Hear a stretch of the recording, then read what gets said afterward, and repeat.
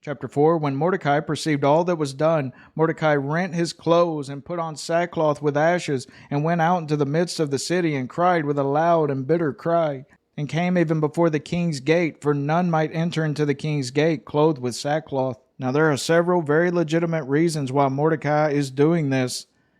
First of all, the decree was irrevocable. You couldn't even take it back. Number two, Mordecai felt probably partially or greatly responsible for this because it all started with Haman's hatred towards him. And number three, to attract the attention of the queen. Verse 3, and in every province, whithersoever the king's commandment and his decree came, there was great mourning among the Jews, and fasting and weeping and wailing, and many lay in sackcloth and ashes. So Esther's maids and her chamberlains came and told it her.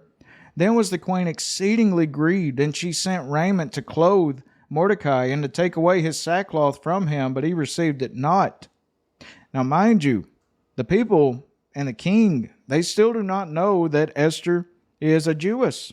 And as we learn in the next verse, Esther has no idea what's going on. Then called Esther for Hatach, one of the king's chamberlains, whom he had appointed to attend upon her, and gave him a commandment to Mordecai to know what it was and why it was. So Hatach went forth to Mordecai into the street of the city, which was before the king's gate.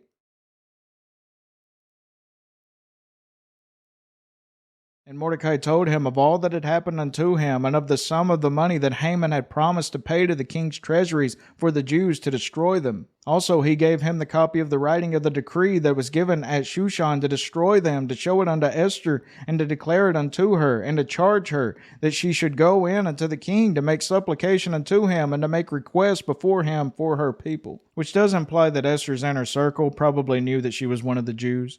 And Hatach came and told Esther the words of Mordecai.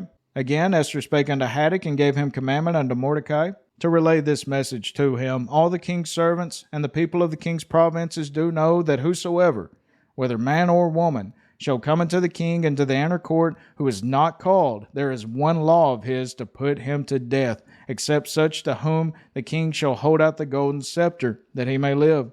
But I have not been called to come in unto the king these 30 days. It is quite staggering how Xerxes and other rulers have styled themselves as King of Kings. Yet to even approach them unannounced, one could be executed. The true King of Kings bids all, come unto me, all ye that labor and are heavy laden, and I will give you rest. Verse 12, and they told to Mordecai Esther's words.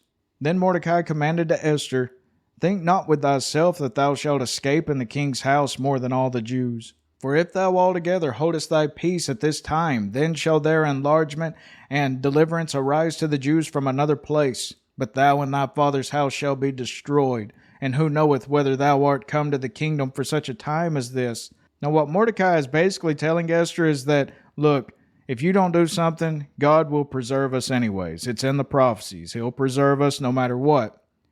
But do not think that your own household and you yourself will not suffer divine punishment, because it's not thought that Esther would be harmed during this Jewish persecution about to happen a year later or so. They would probably not harm her, but God himself would likely strike her, because Mordecai goes on to say, you're probably in this position to do something on our behalf.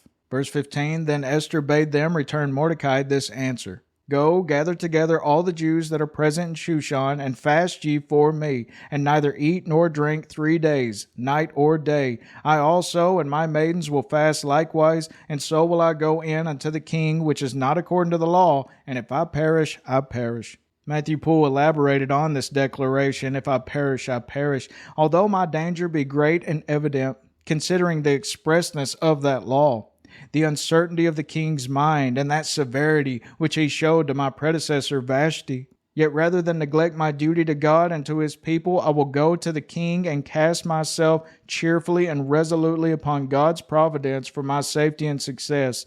If I should be condemned to lose my life, I cannot lose it in a better cause. Final verse. So Mordecai went his way and did according to all that Esther had commanded him.